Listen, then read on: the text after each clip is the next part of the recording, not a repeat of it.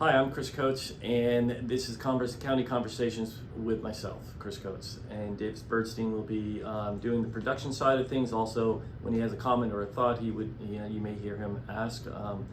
And we will have guests on the show throughout the next year. We'll try to do a show once a week, and for an hour. When we'll have department heads from the county coming in and talking about their departments. And I'll get into that, what departments we have currently in a minute. But we're also going to be telling the other side of the story in the county too. Stories that we think are important for you to know. Businesses that are doing amazing things, or individuals that we think are really creative in how they're tackling an issue.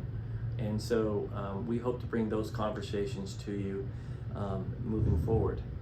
But today is just about a quick overview of what Cheshire County and who Cheshire County is. So, established in 1769, Cheshire County was named after a township in England.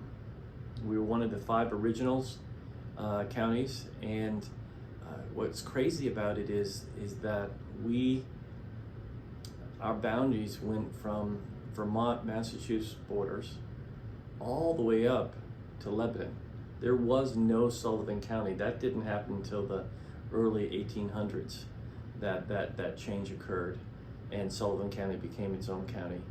Up until then, it was all of Cheshire County. So, many people ask, who is within the county? Well, it's 22 towns in the city of Keene. So 23 municipalities are in Cheshire County. And it's over 729 miles of land. Who are those 22 or 23 towns in the city of Keene? Well, it's Elstead, it's Chesterfield, Dublin, Fitzwilliam, Gilsum, Harrisville, Hinsdale, Jaffrey, of course the city of Keene, Marlborough, Marlow, and Richmond, Rindge, Roxbury, Stoddard, Sullivan, Surrey, Swansea, Troy, Walpole, Westmoreland, and Winchester. And what is really neat about that, each town has such character in it. I don't know, David, if you've been able to travel through our communities or not as much as I have, but each town it's really got its own personality, its own being. And they're all thriving in their own way. Some of them, they'll be very honest that they'll say there's some struggles going on within their communities, but they're all thriving in their own way. If you just go through it, it's just beautiful, beautiful towns. And we're a mid-size county, so we have about 76,000, a little over 76,000 people that live in Cheshire County, whereas Sullivan has 47,000, and so you can see the size difference in the counties. And I will tell you that what many people don't understand is we have 2 branches of government. We have the executive branch, who I report to, and it's made up of the 3 county commissioners. And I think we had it up there a second ago. I don't know. It's county commissioners. If you go on our website, if you put in Cheshire County and hit our website, all the information's there. And this is where you'll be able to find. It's one of many places. We will also have it on Facebook. We will also have it on YouTube, and we'll have it on our website and others that we can find out there. What other sites would it be on if people were looking? Is there others that we could go to? Also on Spotify for our podcast. That will be audio only, but we'll be live as well on Facebook weekly, and that will be mostly on our Facebook and website, where you can go to the live link. So as you can see up above, you can see that we have Commissioner Wozniak, who his area of coverage is he represents District 1. Chesterfield, Fitzwilliam, Hinsdale, Richmond, Swansea, Troy, and Winchester. And then District 2, which is Commissioner Clark, Terry Clark, former city councilor. It represents Keene, Marlborough, and Roxbury. And then there's Bob England, who is the vice chair and former doctor for many, many years at Cheshire Medical Center. representing Elstead, Dublin, Gilsum, Haresville, Jaffrey, Marlow, Nelson, Renge, Stoddard, Sullivan, Surrey, Walpole, and Westmoreland. So all towns are covered, and so that's actually, the commissioners are who I answer to, and their responsibility is the day-to-day and policy, the day-to-day operations and policy of the county. Now, the legislative branch is easy to figure out. It's the state reps. We have 22 state reps that make up Cheshire County's delegation, and currently that breaks down to a 16-6 ratio, 16 Democrats and 6 Republicans. But what's the neat thing here? Unlike other counties, and you know, I say this, and I mean it. I'm very fortunate to have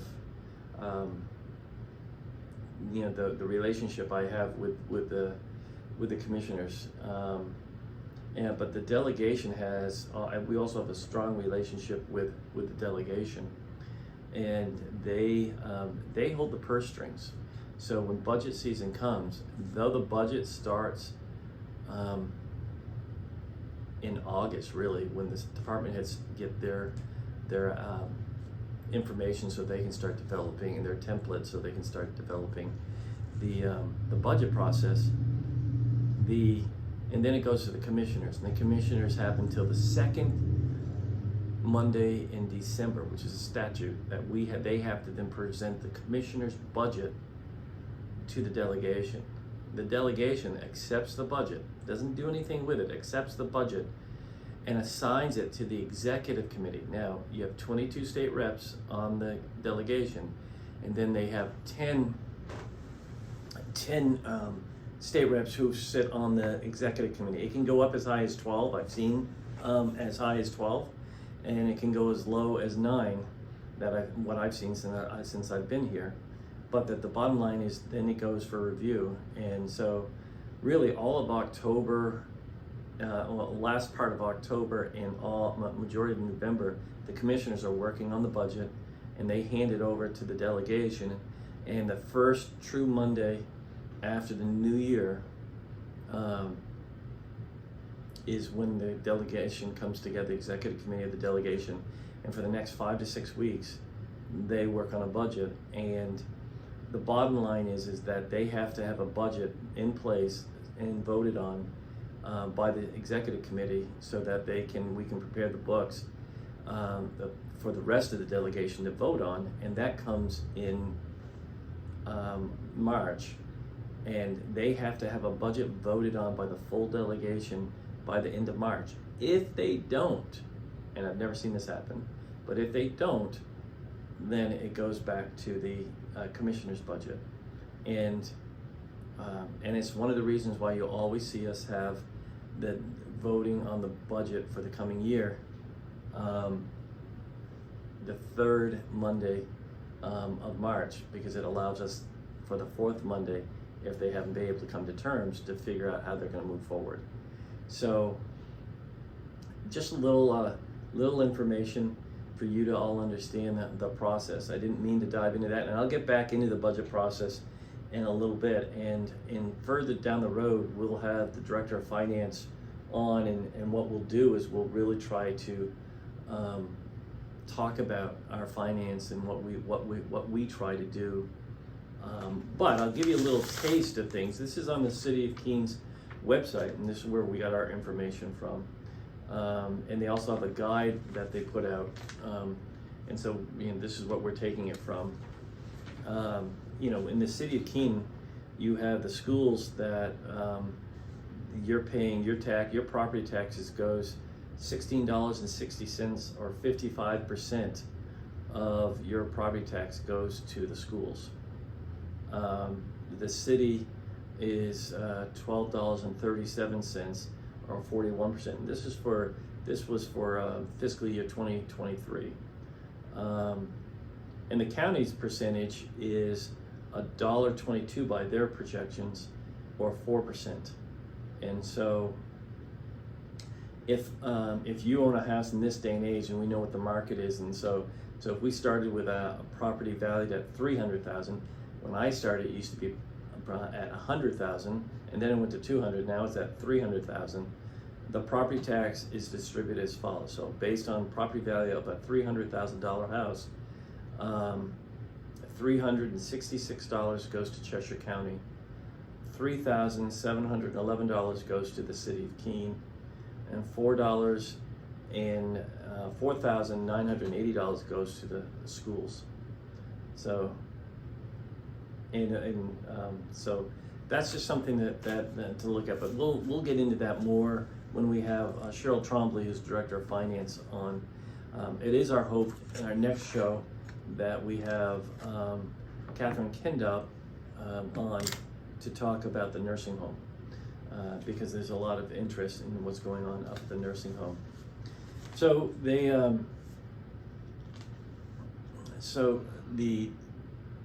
I've gone through pretty much the whole budget process, but we're proud of the fact that, well, this year in calendar year 2024, taxes to be raised from the county is at negative 0.09. So there's a slight decrease in taxes this year from the county's portion. Now, with that being said, everybody needs to understand state statute, it drives how we do the budget. So we got a negative 0.09% increase to taxes. We send that to Concord, to the Department of Revenue Administration, and they have a formula there based on your town, not on anything to do with us. So we do our job by keeping the tax as low as we possibly can, but then they look at when your last evaluation has been done, if there's been any major sales, they have a formula. And so even though the taxes to the county may go down in a year, yours may go up because of valuation, and that's out of our control. We have no say in that whatsoever. And so it's just something to talk about and to educate people on, because a lot of times we hear the story all the time that we get lumped in with a lot of different groups, that the county is a black hole and we're spending a lot of money, when in reality we try not to. We have a $74 million budget, but only what we ask from the taxpayer is $29 million, a little over $29 million for taxes to be raised. That's it. Out of that, all the other revenues kick in to make up the difference. And so this is a thing. Budget process is a year-round thing for us. We work extremely hard at it. So what are some of the things that we do here for programs? I'm going to list them. I might dive into some of them, I might not, and some others. But these are programs and departments in the county. We have an alternative sentencing or behavioral health and drug court. So we have behavioral health. We're the first in the state of New Hampshire to have a behavioral health court, and we support that with workers and case managers, and that work with individuals, therapists that work with individuals that are having a crisis, and sometimes it's for those people that are having a crisis that are involved with law enforcement. It's not about jail, but it's about working and staying in the community and getting the support you need. The other side of that is, again, drug court. We've all seen the opiate crisis and what that's meant to our communities and the other substance abuse issues that we're facing within our community. And it's an ongoing battle. And so we were one of the first in the state to start a drug court. And and you can, like Davis has shown you, if you can look up to the TV screen, you can see that we have the alternative sentencing, behavioral health and drug court program right there. And you can go on our website and you can learn all about what they're doing. And if you have questions, you can always reach out to us. And I think at the end of our show, when we have the runner go through, I think there is an email on there, but if there's an email where you can always reach out to us with questions that you may have, that if you listen to the show. I will tell you that one of the things that we're working towards is to have this show live. And so hopefully in the near future we can have that done. The other program that you're aware of is the County Attorney's Office, and they also have the Victim Witnesses program in that, and also the Regional Prosecutor.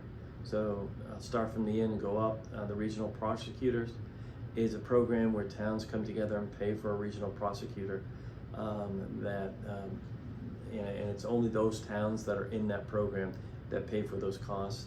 Then you have victim witness who walk with those victims through the whole trial process, support them, and even have a relationship after the courts and the person heads off to wherever it may be, whether it's a corrections facility or the state jail or prison, because we want to continue those relationships. A lot of times we're the ones that, if there's a release of an individual, we make those individuals aware so that they don't just all of a sudden see them in the community. We have the Registry of Deeds led by, and county attorney is an elected, the county attorney is an elected position, and that's Chris McLaughlin. Incredibly gifted attorney. I can't say enough about what he does for his, and to work with his staff to, really do a strong job for Cheshire County. And then there's a Registry of Deeds led by Anna Tilton. And I will tell you this, I am proud of the fact that during COVID, when we started the sales go through the roof crazy, they stayed open.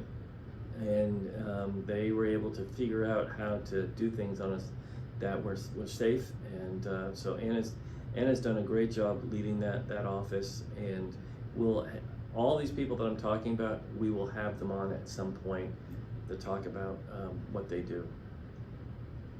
A lot of people don't know that we have up in Westmoreland over 700 acres, and that we have,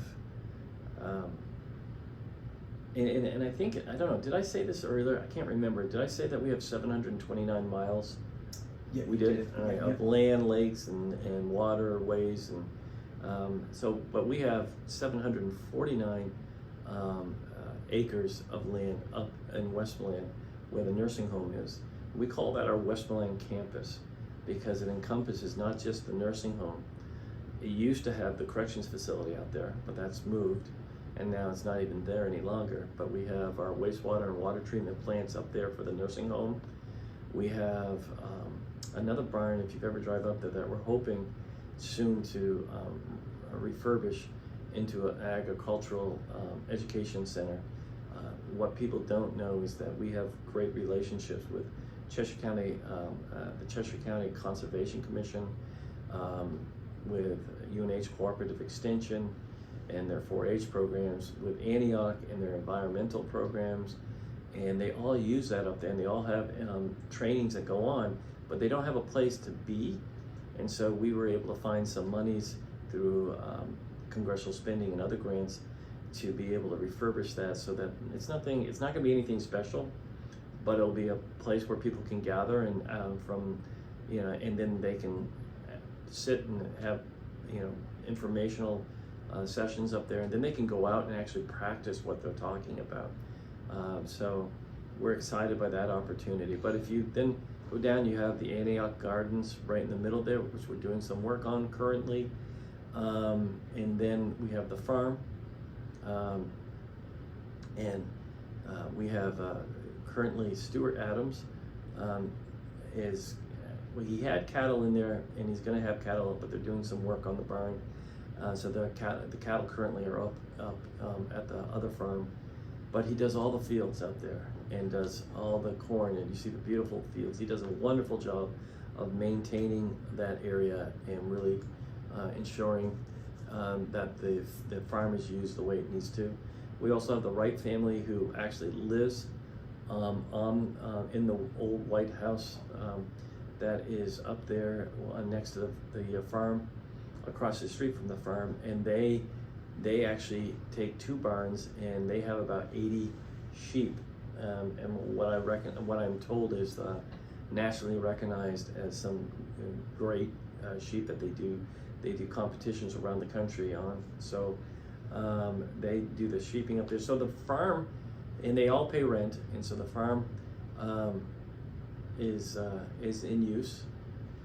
We at one point we ran it, and we don't any longer, and I think that's a good thing. And then you have, up on the campus, you have the Maplewood Nursing Home, and if you haven't been up there, in 2018, truthfully, we broke ground in 2018 on the renovation and expansion of the nursing home. Now we've always had 150 beds, that didn't change, but what we did do is during the construction, what we realized is that the acuity of who the individuals coming through, so we're seeing a lot more dementia, Alzheimer's, and so we changed the ratio of what we had for single rooms and double rooms.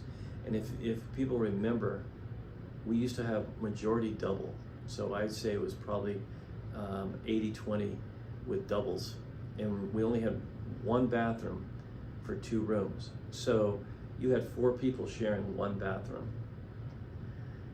We changed that all over, and we actually are at probably about 87% single now, and I think that's a good thing, because somebody that's struggling with dementia or whatever it may be that they're struggling with, they want that privacy, and but even in the doubles now, we have this beautiful wall that has glass in it so the sun and natural sun can get to the other person in the room. And one of the things that we decided to do is up at the nursing home when we did this change is put in heat pumps. So every room has a heat pump in the room, and really the only place that's getting heat that is funneled throughout the building is the hallways and gathering rooms, but the individuals' rooms have their own air coming in from the outside, whether it's air conditioning in the summer or heat in the winter. They have the ability to control that the temperatures in their rooms, and it's really made a difference. And I think during COVID it was the difference, because a lot of the times due to COVID outbreaks, they were sequestered to their rooms, and they couldn't move. And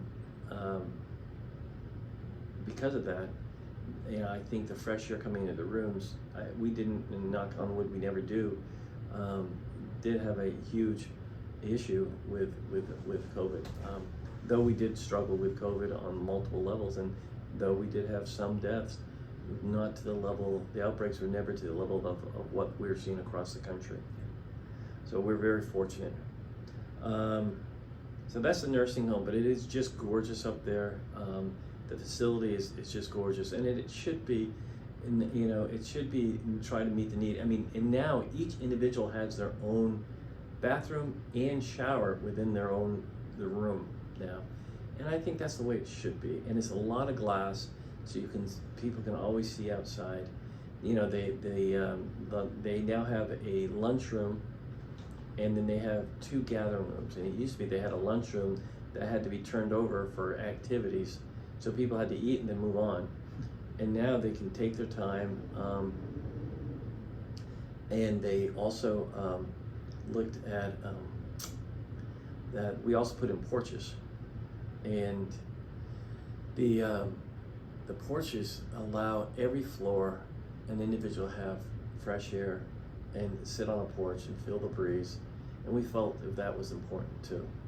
So I will tell you though, if you want to volunteer up there, we're always looking for volunteers. So if you have something that you want to consider, please do so. The sheriff's office is the sheriff's deputies, and they patrol throughout our communities. They serve papers when needed, and also we're doing more and more. We're taking on towns law enforcement, and not because we want to, but because we're being asked because of the crisis of not being able to find staffing. I mean, it's stuff that Davis knows quite well, that we're constantly trying to figure out because of staffing issues even within the county. So it's something that they've taken on. We're also doing truancy for SAU 29, the Keene School District. And that's been going well too. But these are things that we hadn't done in the past. And it's just one of those things that's being asked of us. Everything was just really upended from COVID, and the attendance in schools is down so much that we really need our support. And I think the other thing that people don't remember too is that the social emotional that was really went into effect really took a hit, especially on every level of from elementary to middle school into high school. And I don't know if it hit one area stronger than the other. It just hit all of them. I mean, you felt it through college. Exactly. And that's still a hit to you. But just think a kid in elementary school not being able to see their buddies for a year. Developmental age, especially. Yeah. It's terrible. And then middle schools and stuff. So, so they've seen an escalation in behavior. And so we've been in struggling with parents, struggling with kids not really wanting to go to school, go back to school, whatever it may be. So we are now doing that truancy aspect of it. And again, this is another elected position, Sheriff Eli Rivera, who was just recognized by Franklin Pierce, correct? That's correct. For his work in the community. We're very fortunate. And he recently had a new monument unveiled for law enforcement officers killed in the line of duty within Cheshire County, right on our campus here, that was recognized on WMUR. Right.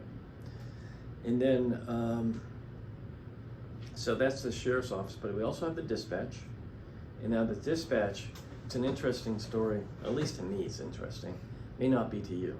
But the sheriff's dispatch, it started with that it used to be downstairs in what we call County Hall, which is the old courthouse. And it was in a closet, literally a closet.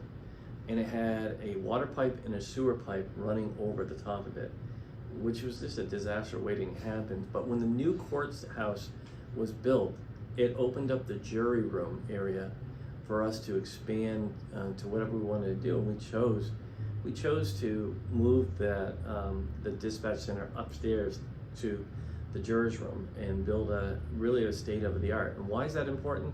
Because 22 towns, and we back up other communities too, like the city of Keene, utilize us when they have a 911 call pertaining to law enforcement.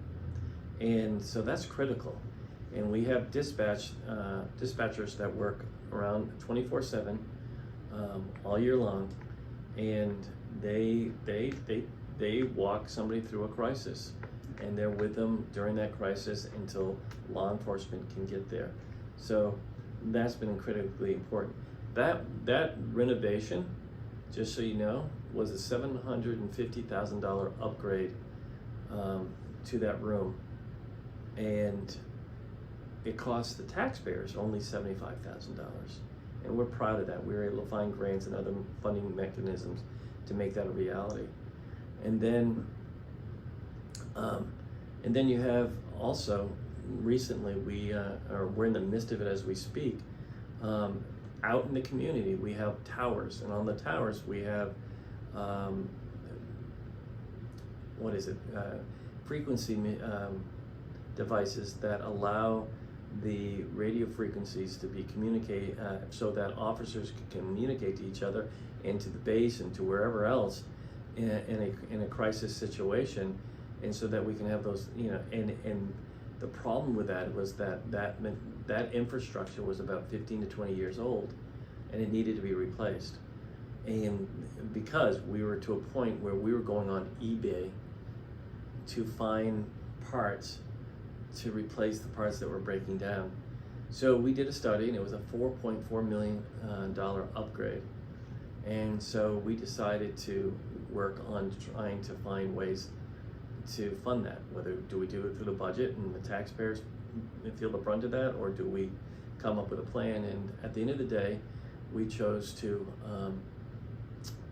go through the find ways to be able to fund it, and we were able to cover all $4.4 million. So it didn't go to the tax base.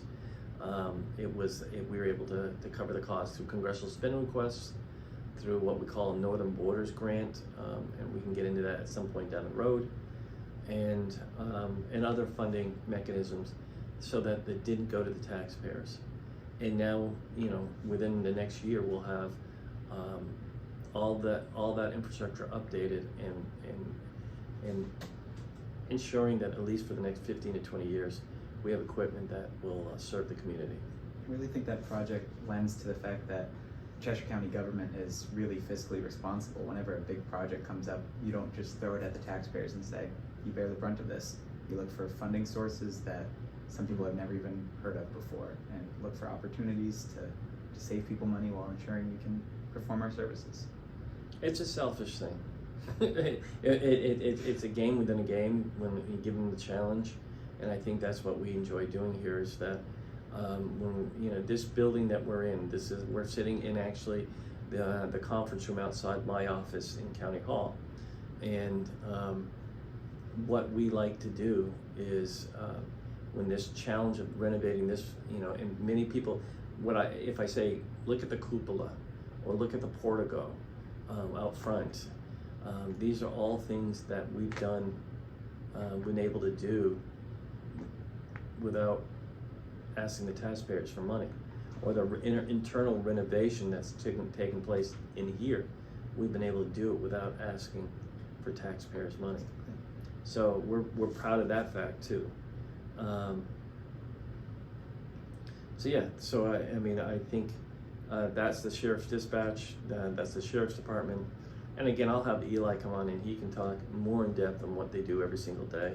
Next up would be the Finance Department, led by Cheryl Trombley, who's been here for many years, and because of that, has a wealth of insight and knowledge on how we move forward within the Finance Department. And they're about, I think they have about, 1, 2, 3, 4, 5, 6, 7, 8 with the possibility of a 9th person in that office. But it's really important because there's multiple ways that we're billing, especially when it comes to Medicaid and Medicare, whether it's through the nursing home, whether it's through EMS or whatever it may be. So that's always important. And we have a lot of federal grants that come through our grants department, but also go through the Finance Department. The Department of Corrections, that's again another renovated building that actually the bond on that will become due, will be finishing in 2027. So literally the only bond we really will have, we have some smaller bonds that are going away soon too, but the biggest bond is going to be the nursing home. What's our time allotment? What do we have? What do I still have for time? We're 20. About 20 minutes? Oh, good, I'm right on schedule then. Don't really have a schedule, but in my mind I have a schedule.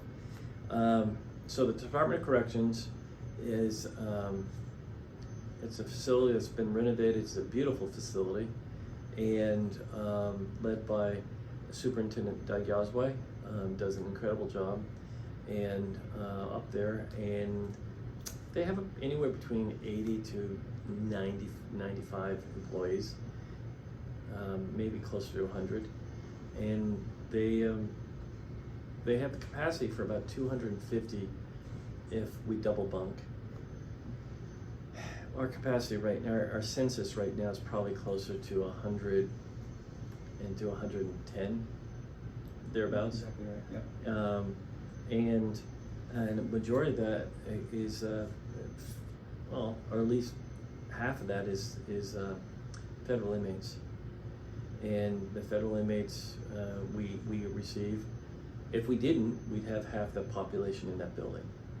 So if we have 100, let's just say we have 100, we'd have 50 or thereabouts. Yeah. And so we take federal inmates, but we also get paid for federal inmates to come in, and it's a rate. So it doesn't mean that we have to create separate areas for federal inmates. They're classified as they come in, just like every other correction person coming into our facility, or as we say, our guests coming into our facility are coming in. They come in the same way,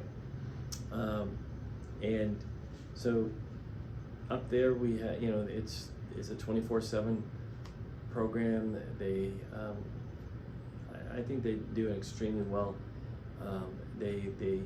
We're different. We treat our corrections officers in a different way, and we're told that all the time. They're sir, and we call our corrections officers call the inmates sir or ma'am, and we'll expect the same back from them. And because you create that culture, then it creates an atmosphere of respect, which brings the tone down. And knock on wood, that process has worked for us for years and years. Starting with Rick Van Wickler, who was a superintendent prior to Doug Yosway. So it's again a unique facility. We really enjoy the work. We're proud of the work that they do up there. Human Resources headed up by Kim May, and she has a department of one and one other person, so 2 people in that department, and that's for the county has up to 500 employees, and so that's a lot of work for those individuals. We have an IT department that currently has five individuals, and it's about to go to 6 as we grow, because we continue to grow.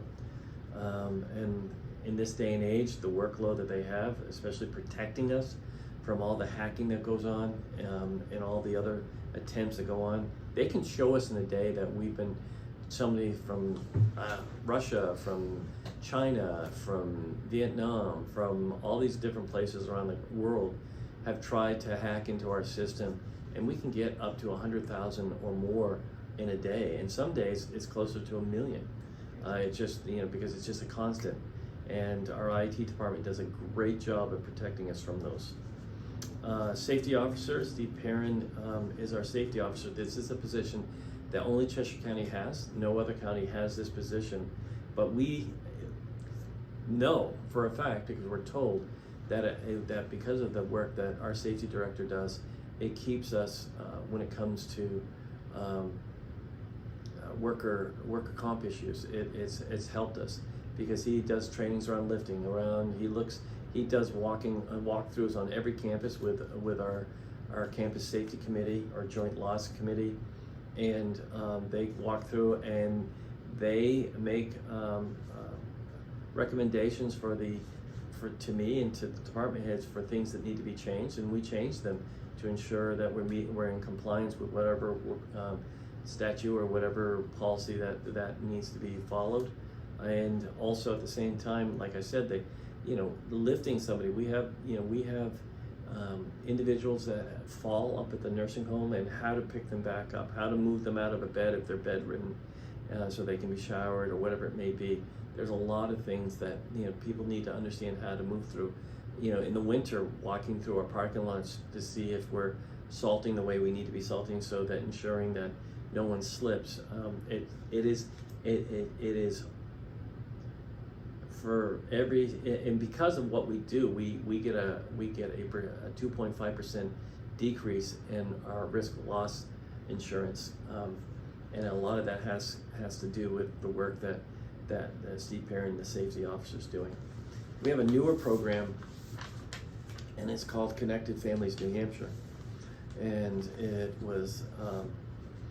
it's a program that started now probably about 8-9 years ago with a grant, and the grant was a $4 million grant, $1 million a year over 4 years, to really develop a program that goes into the home for those kids that are struggling in school and are at high risk of being sent to out-of-district placement. Now, a lot of people in our communities, we hear about this all the time, that all of a sudden they're sent into out-of-district placement, and you're paying now to have somebody be educated and housed in that facility, in that therapeutic setting. And a lot of times they feel, the schools, it has a handle on it, but the family needs more support. And if we can do both of those, then that child has a higher risk, a higher success rate of staying in the community and getting the needs met that they do, and becoming a valued member at some point of the community and giving back. So we did this, and we're really, it was 4 years of developing the grant and getting it up and running. And one of the things that we said early on is, if this grant is going to have any legs, because all too often, at least, and maybe I'm just too old now, but all too often we've had grants where you work on them for a year, and then the grant money goes away and the grant goes away. So all that work was for naught. And we said, this can't be just what, that we have this opportunity and then it's going to go away. We worked with the state of New Hampshire Department of Health and Human Services, and they were able to give us a daily rate that pays for this program, pays for it, and then some, and so that it's not this program is not costing the taxpayer a penny. But what it is doing is keeping kids in their natural environment. It's helping parents cope with the situation of the child who's struggling, and it's helping neighbors not to go war with neighbors because they're angry about that child costing them and their taxes that be increased. I mean, it's a win-win for everybody, but mostly for the child, and that's what we wanted. And so the state liked that so much that they asked us to do it in Sullivan County, then in Grafton County, and now we're across the state. So a program that started here in Cheshire County, and is still in Cheshire County, is now across the state. We're supporting all communities, and we're getting paid, and the taxpayers aren't paying a penny for it, and any revenue that we have at the end of the year goes back to the fund balance. So it's a win for everybody. And why does the county feel it's important to them to have this type of programming? Because it's a continuum of care. Simple as that. The continuum of care means that if we start doing this now, maybe we don't see them in drug court, behavioral health court, sheriff's department, county attorney's office, the Department of Corrections. That's why we do it. And maybe they become great valued members of our staying here, living here, working in our communities, when at a time when we need every single individual, especially the younger generation, to stay here. And if we give them that power to be successful and that support that they need, maybe that will happen. So that's why we do it. But again, I want to stress, this is a program that turns a revenue, and that revenue helps the budget, that keeps the taxes where they need to be. We have a program we started last year, Restorative Justice. It really came out of really victim witness programming, and how there's victims that want to sit with those individuals in a therapeutic setting and have those individuals hear what it meant to them to have this done to them, whatever it may be, whether it was some type of damage to the property, damage to an attack by them, whatever it may be. And so we found that was something that the courts really wanted us to do too. So we started this position. We tied it in with victim witnesses the first year, and then the next year we had to go on its own, because what we were finding is schools started wanting us to come out and really working with them around this type of thought and restorative programming. So now that restorative justice program has turned into more of a restorative community program, and we're helping all kinds of different situations. We're going into job sites where they've had situations where they want to have people come together and work through a moment in time, and have the individual who caused the pain understand what that meant to the individual, and then build that bridge back up that's been burned. And in situations like drug court, and we hear these stories all the time, when they're finally caught, they're caught not the first time they do the crime. They're caught when they've done it about 100 to 200 times, and they burn every single bridge along the way, and the families don't want anything to do with them. But if we can build those bridges back up, and those people can go back into healthier environments instead of going to couch surfing into the back into the drug areas, the areas that are just negative for them, then I think it's a good thing. We also, many of you know, we started an EMS program, and we'll have a 2 or 3 part series probably on that one. Patrick Keenan heads up the Restorative Justice. I forgot to say that. But the EMS program, headed by Chief Chad McMurray, has really blossomed into something. Everybody knows that that we were asked to take this on by the former provider, and we just couldn't get there. And there's a lot of reason for that, and we'll get into those discussions down the road. But the bottom line for us is we're thrust into a no-win situation that, again, wasn't on our radar whatsoever. We knew there was a concern, but we wanted to be helpful. That's it. We thought that would be all we would be doing. At the end of the day, we've taken it on. We now have relationship of some level, contractual relationship with 19 towns, or 18 towns in the city of Keene.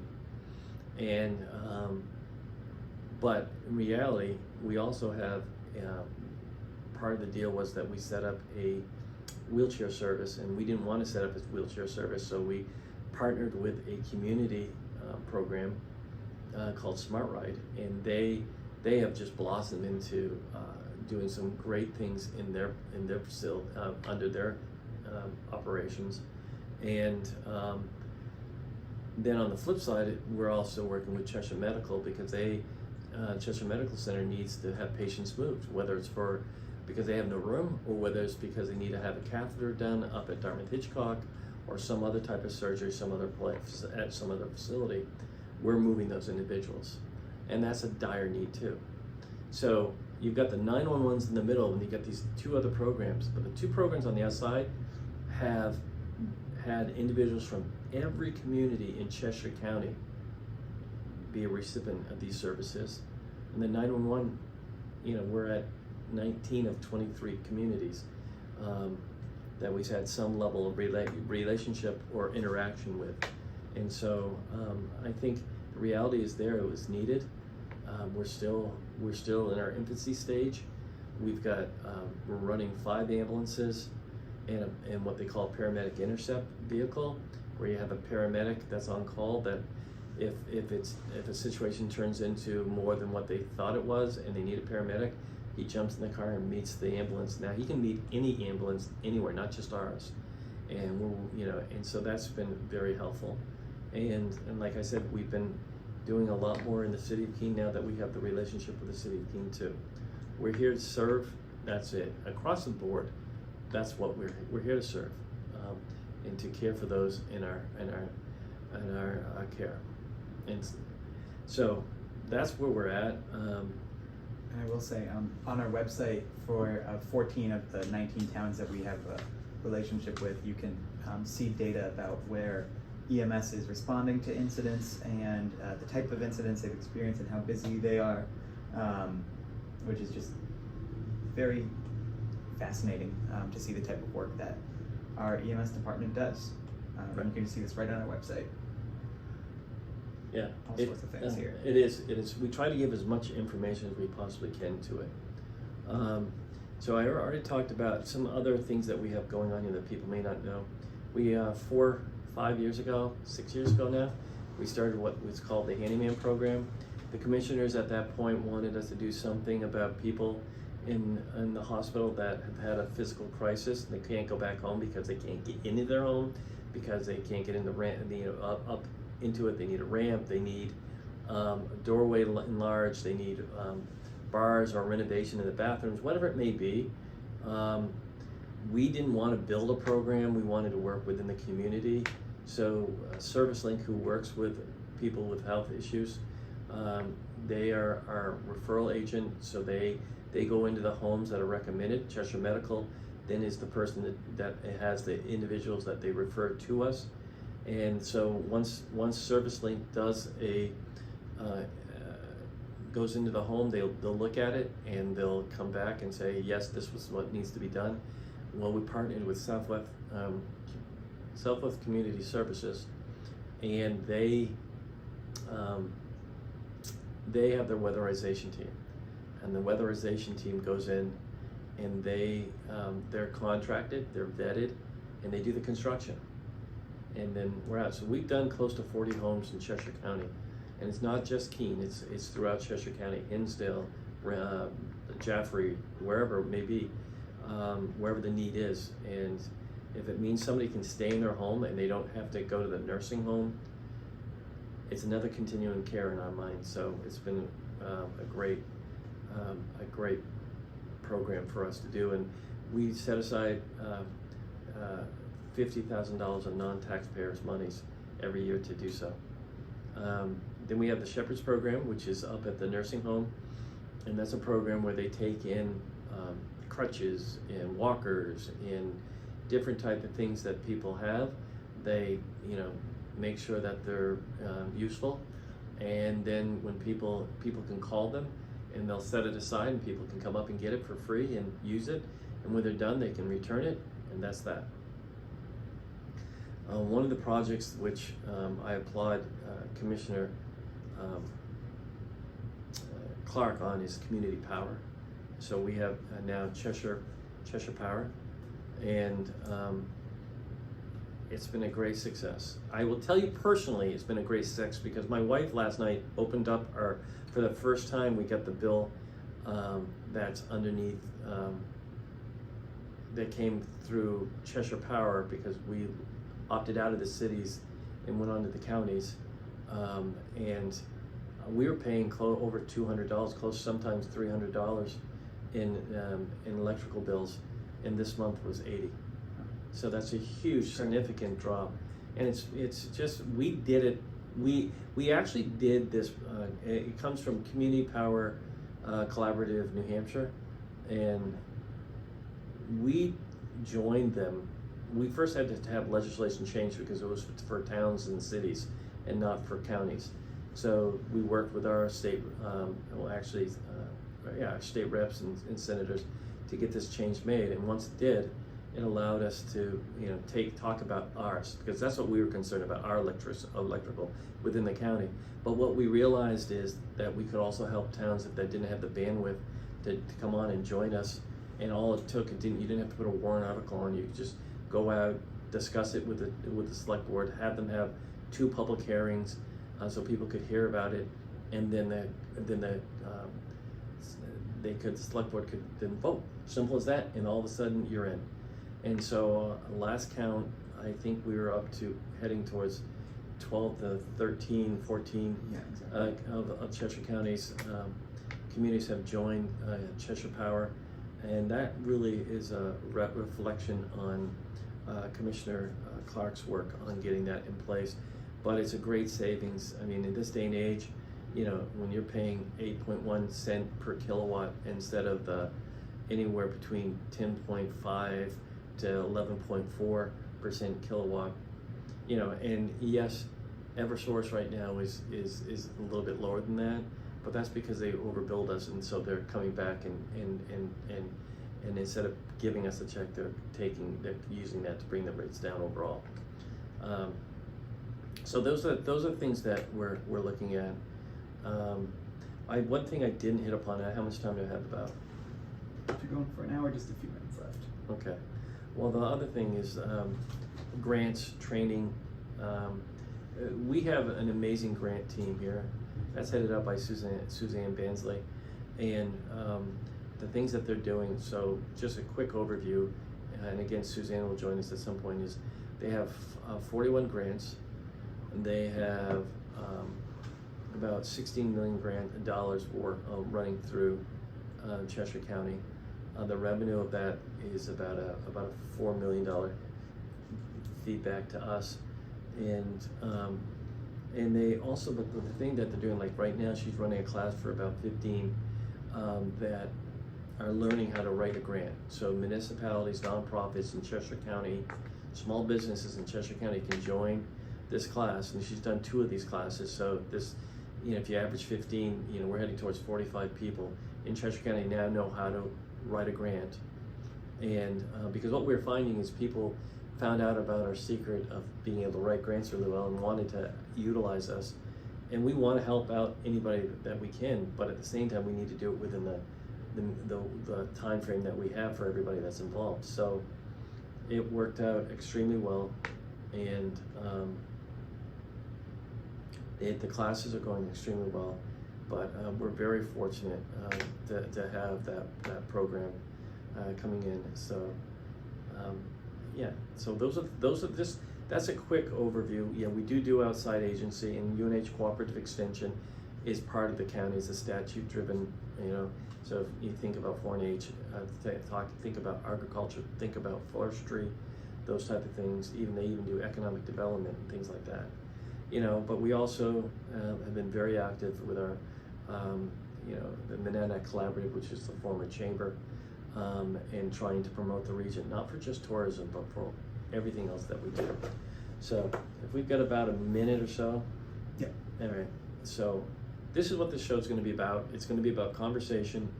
It's about us just really having you get to know the county at a higher level, or if you choose to. And so if you have questions, you'll see that at the end that there'll be a runner that goes, and you'll see that this is what we're trying to do here. We're trying to tell a story. We're trying to do things so that you may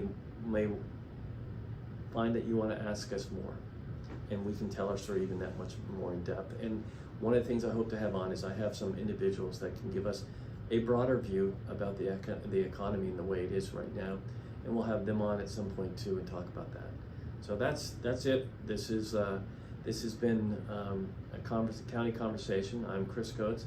David Bernstein has joined me today, and we'll be back in the near future. And we hope to have this live at some point. We're still working out the details on it, but we're hoping to have it live at some point. Thank you for joining us on this, and we'll see you in the future.